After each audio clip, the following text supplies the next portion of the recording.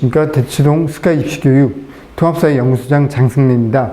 자, 이번 시간에는 2022학년도 개정한 통합사회가 어떻게 변했는지 통합사회 2 후반부 문제 11번부터 같이 한번 살펴보도록 하겠는데요. 이것은 교육부에서 예고한 문제를 토대로 해서 어떤 식으로 문제가 유형이 바뀌게 되는지 한번 살펴보겠는데요.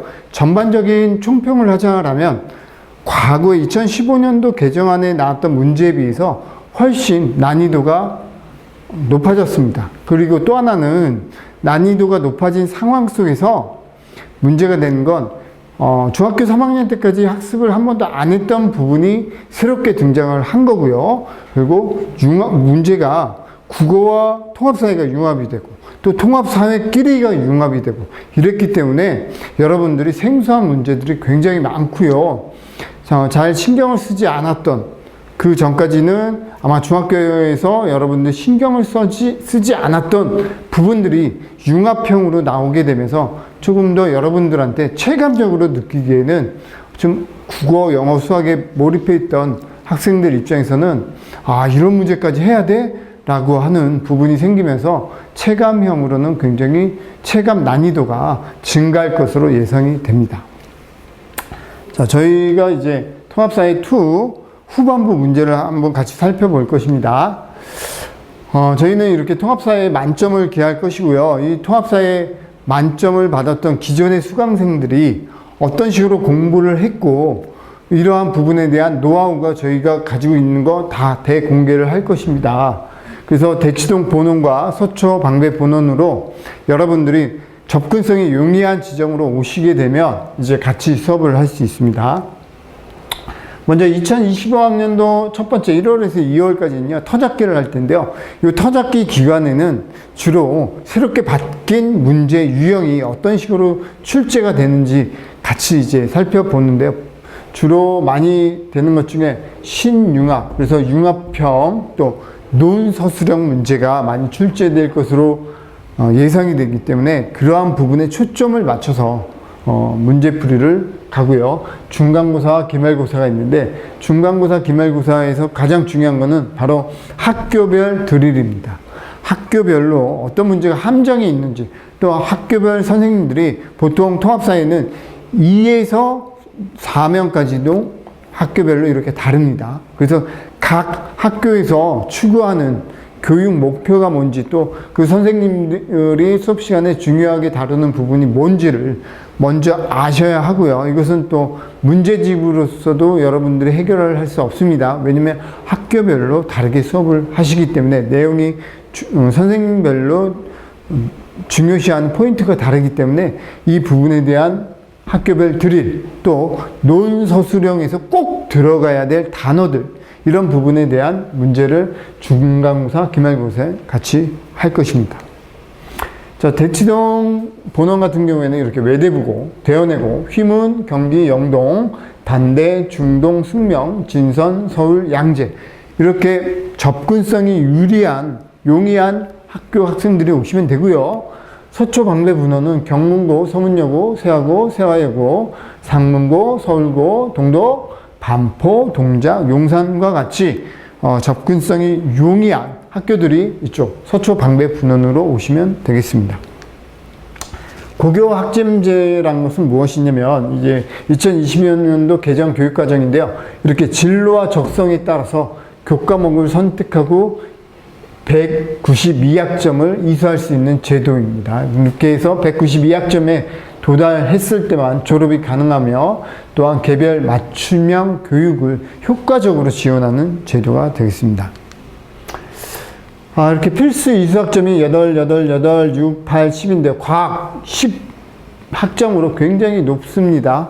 그죠? 그런데 사회는 한국사와 통합사회가 합쳐지기 때문에 14학점입니다.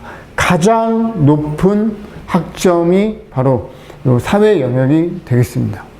그래서 여러분들이 수시를 목표로 한다면 반드시 요 사회 과목에 대해서 한국사와 통합사회 과목에 대해서 여러분들이 꼭 신경을 많이 쓰셔야 하겠죠.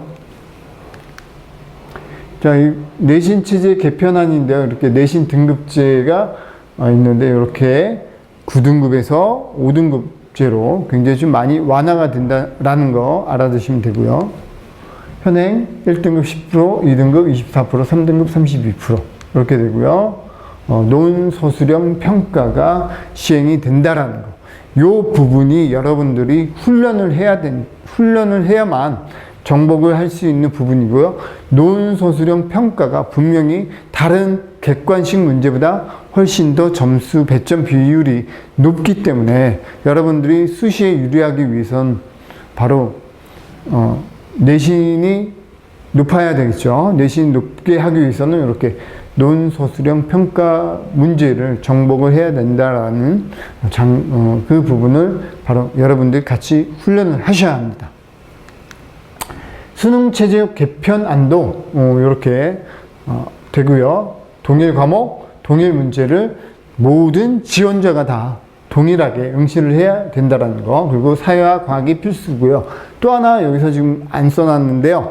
고등학교 1학년 때 배웠던 통합사회, 통합과학이 고3 때 수능체제 안으로 기존에는 들어오지 않았습니다. 근데 이제는 수능체제 안으로 통합사회와 통합과학이 들어갔다는 부분. 그렇기 때문에 고등학교 1학년 때 배웠던 부분을 고3 때까지 가지고 가야 정시에서도 유리해질 수 있는 부분이 있습니다.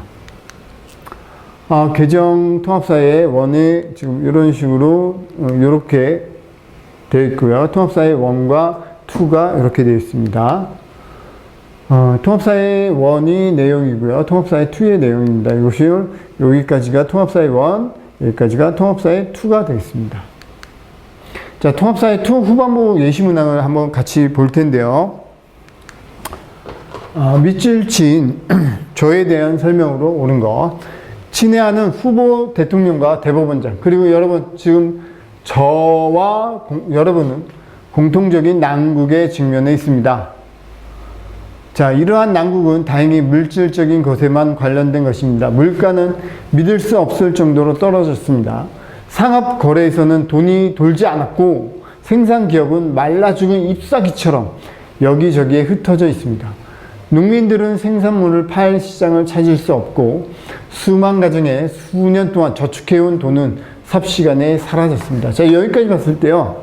지금 현재 국민들도 돈을 갖고 있지 않고 기업도 돈이 없고 지금 상업 거래에서도 돈이 돌지 않는다는 얘기는 상인들도 돈이 없고 지금 상인, 생산기업, 농민 다 어떻습니까? 지금 돈이 없다라는 거죠.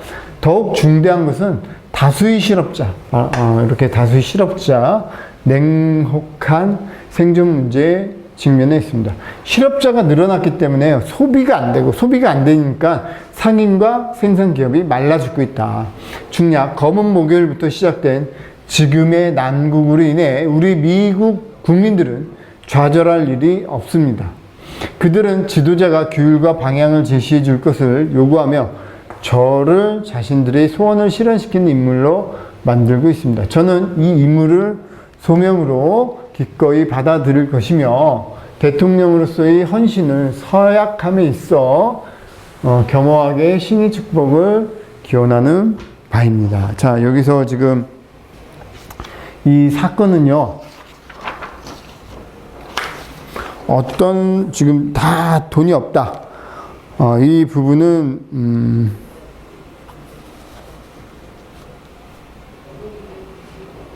이 부분은 지금 현재 이렇게 요 사건들을 보면 지금 경제적으로 농민도 돈이 없고 상인도 돈이 없고 생산기업도 돈이 없다. 이렇게 돈이 말라 죽었다. 근데 이제 중략하고 검은 목요일부터 시작된 것은 우리 미국 국민들은 좌절할 일이 없습니다. 뭔가 어떤 정책을 발표를 했다는 거죠. 그들은 지도자가 규율과 방향성을 제시해 줄 것을 요구하며 저를 자신들의 소원을 시키는 인물로 만들고 있습니다. 저는 이 인물을 소명으로, 자, 지금 이 저는요, 뭔가 인물을 소명으로 기꺼이 받아들인 것이며 대통령으로서 헌신을 서약함에 있어 대통령이라는 거죠. 미국에. 근데 후보 다음에 대통령, 즉 어떤 대통령이냐면 이 대통령은 중략 이후에 보면요. 바로 검은 목요일부터 시작된 지금의 난국으로 인해 우리 미국 국민들은 좌절한 일이 없습니다. 그들은 지도자가 교육과 방향을 제시해 줄 것을 요구하며 소원을 실현시키는 인물로 만들고 있습니다. 즉, 지금까지는 이 부분이 뭐냐면 경제공황이죠. 자, 전 세계 1929년에 경제공황이 불어왔습니다. 이 경제공황을 루즈벨트 대통령인 저가 어떤 식으로 해결을 했냐면, 자, 바로 지금 여기서 중요한 거는 이 부분이 미국에 침체되어 있는 부분이 내수 경제가 안 돌아간다는 거죠. 그 이유는 요거죠. 다수의 실업자들. 그래서 다수의 실업자들에게 돈을 주게 된다면 그들이 소비를 촉진시킬 수 있고, 소비가 된다면 상인이나 기업들이 생산활동이 이렇게 돌아갈 수 있겠죠. 그래서 그것을 무조건적으로 모든 국민들한테 다 주는 것이 아니라 국가가 경제 개입을 약간 할 수 있는 수정 자본주의가 되면서 바로 일자리 창출을, 즉 실업자들을 구제해주는 방법이 되는데, 이것을 바로 뉴딜 정책이라고 하죠. 그래서 루즈벨트 대통령은 테네시강 유역에 대규모 토목 사업을 통해 가지고 뉴딜 정책을 실현을 하게 됩니다. 즉 국가가 그 전까지는 자본주의 사회 속에서는 국가 경제에 개입하지 않았습니다. 하지만 뉴딜 정책은 국가가 경제에 개입을 하는 바로 수정 자본주의, 이렇게 수정 자본주의라는 것이 나오게 됩니다. 그래서 수정 자본주의 관련된 부분을 이제 찾으시면 되겠죠. 그래서 첫 번째, 자본가와 노동자 간의 계급 투쟁을 강조하였다. 자본가와 노동자 간의 계급 투쟁, 이건 바로 지배계급과 피지배계급. 그래서 요 계급 투쟁은 마르크스의 계급 투쟁설이 되겠죠. 그러니까 1번 땡이고요.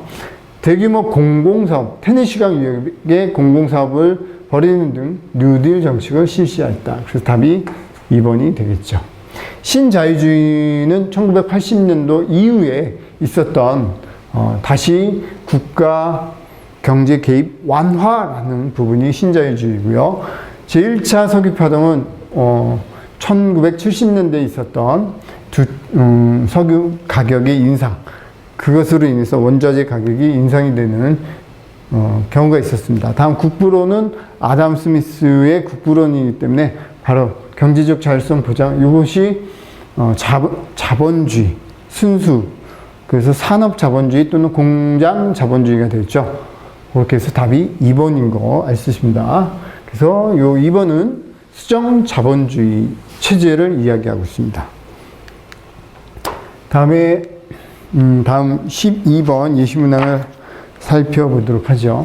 다음 자료에 대한 설명으로 옳은 것은 단 A에서 C는 각각 예금, 주식, 채권 중 하나이다.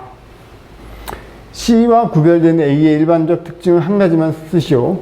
C와 구별되는 B의 일반적 특징을 한 가지만 쓰시오. A와 구별되는 C의 일반적 특징을 한 가지만 쓰시오. 자, 배당 수익을 기대할 수 있다. 예금자 보호제도의 적용을 받는다. 자, 배당 수익을 기대할 수 있는 것은 주식이 되겠죠. 그래서 여긴 주식, 예금자 보호, 이거 이제 예금이 되겠고요. 그러면 여기에는 채권이 들어갈 텐데, 자, 채권에 관련된 건 기업, 이렇게 되겠네요. 자, 옳은 답안은 1점, 틀린 답안은 0점을 부여한다. A는 계약 기간 동안 일정한 금액을 매달 납입하여 만기 시에 원금과 이자를 받는 자산이다. 자, 원금과 이자를 받는 건 예금이죠. 그러니까 A가 지금 A가 뭐 있습니까? A가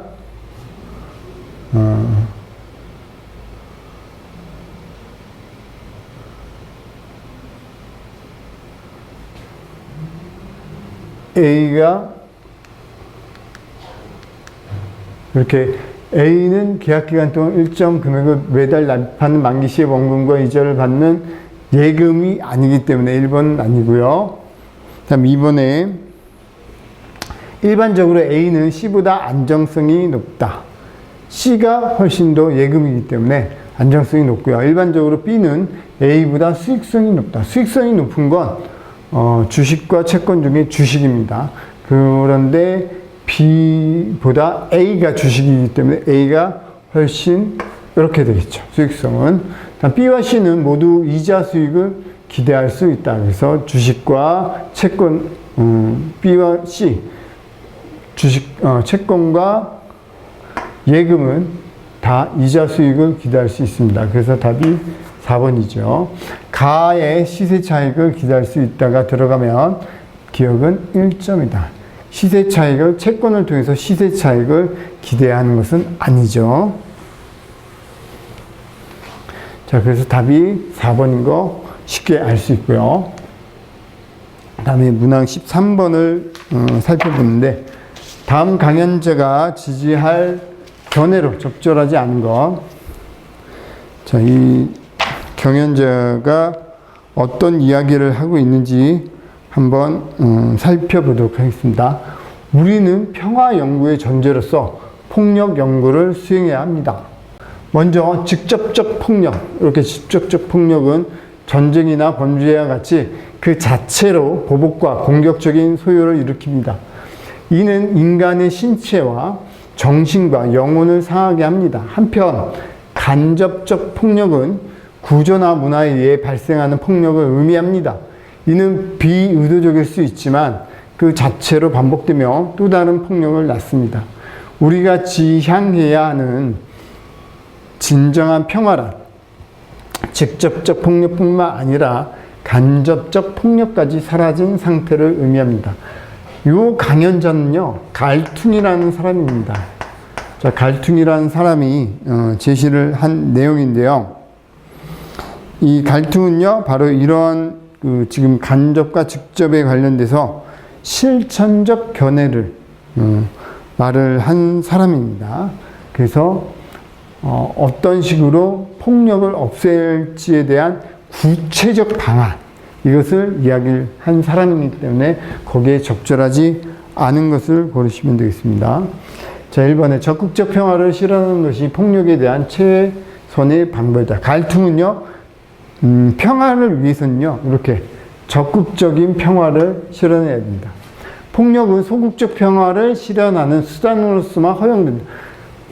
1번과 2번이 정반대죠. 그래서 폭력은 소극적 평화를 실현하는 수단, 이것으로만 허용될 수 있다가 아니라 적극적 평화를 실현해야 한다라는 것이 되기 때문에 답이 2번이 되겠습니다.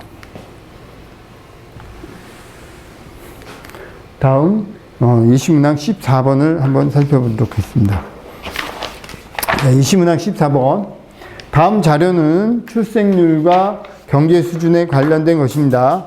출생률과 경제 수준에 관련된 것이다. 이에 대한 설명으로 옳은 것을 고르시오. 이런 문제 풀 때 옳은 것인지 옳지 않은 것인지 꼭 보셔야 합니다.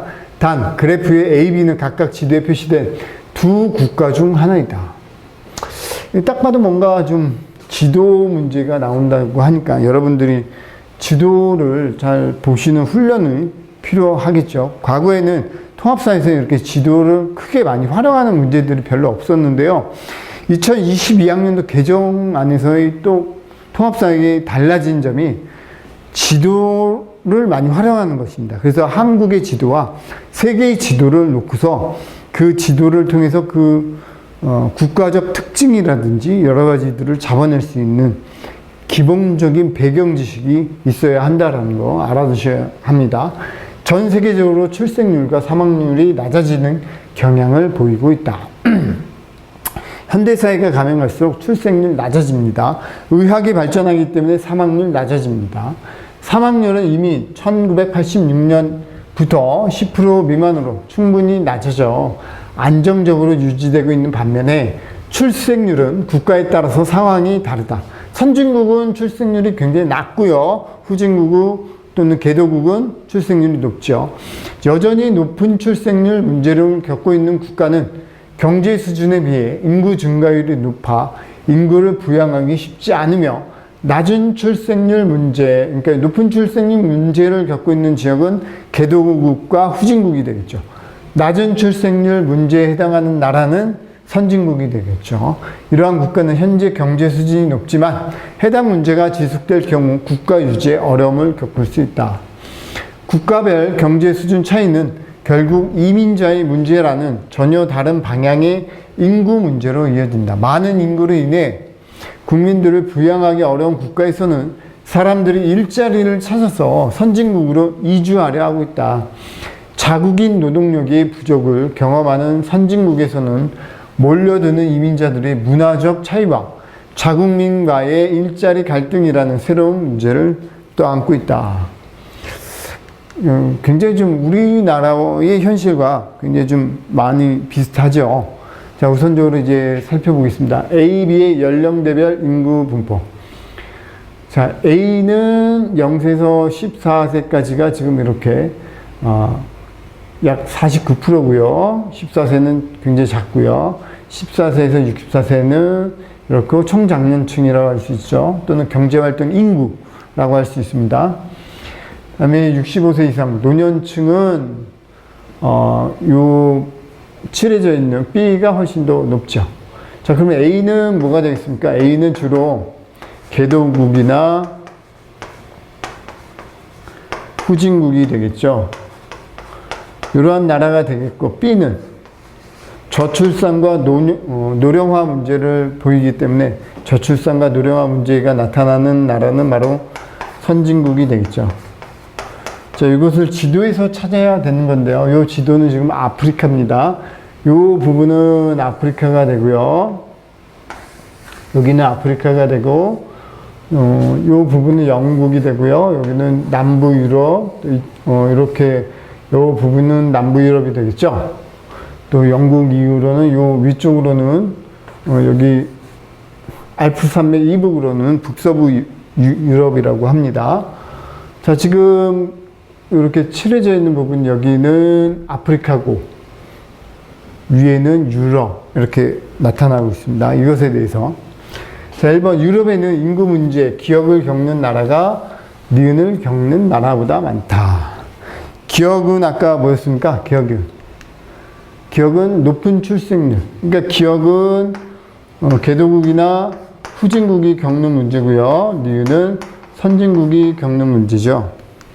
자, 그러면 유럽에는 높은 출생률을 겪는 나라가 낮은 출생률을 겪는 나라보다 많다. 맞습니까? 바뀌었죠?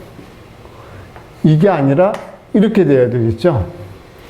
다음에 A는 경제 수준에 비해 출생률이 낮은 국가에 해당한다. A가 뭡니까? A가 지금 이 부분이 되겠죠. A는 주로 이제 개도국들이 됩니다. 이런 개도국들은 경제 수준에 비해 출생률이 낮다라는 것은 선진국이 되죠. 그러니까 2번도 아니고요. 3번에 B는 이민자의 문화적 정체성을 유지하기 위해 용광로 이론에 기반한 정책을 강화해 왔다. 용광로 이론은 하나의 모든 문화가 이렇게 다 들어갑니다. 즉 A라는 문화와 B라는 문화가 합쳐져서 용광로에서 다 녹이면 그게 색다른 문화가 나타나죠. 이것이 바로 용광로 이론인데요. B는 선진국입니다. 선진국으로 갈수록 문화가 섞이더라도 그 문화의 다양성을 인정을 하죠. 이렇게 새로운 문화가 나타나는 것이 아니라. 그렇기 때문에 샐러드볼 이론이 훨씬 더 좋겠죠. 그래서 3번 틀렸고요. 다음 4번에 A는 초고령 사회에 도달한 국가. A가 개도국이기 때문에 개도국에서는 초고령 사회가 나타나지 않죠.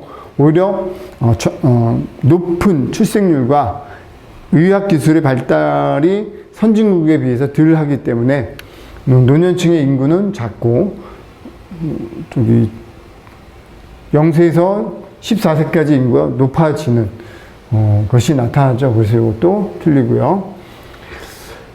다음 B는 선진국은 개도국이나 후진국보다 총 부양비가, 인구 부양비가 낮다. 그래서 답이 5번이 되겠죠. 이렇게 선진국은 인구 부양비가 훨씬 더 총 부양비가 낮다라는 거 알 수 있습니다.